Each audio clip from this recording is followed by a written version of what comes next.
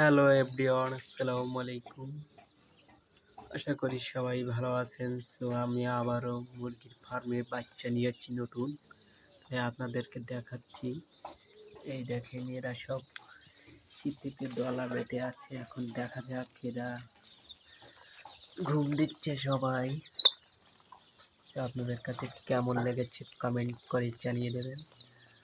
আর এই দেখেন এর কোলে অনেক বাচ্চা।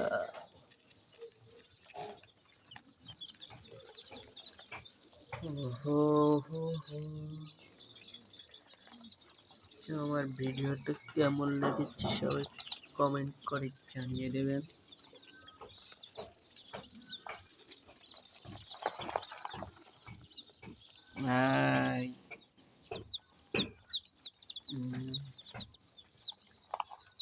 আজকে এই পর্যন্ত।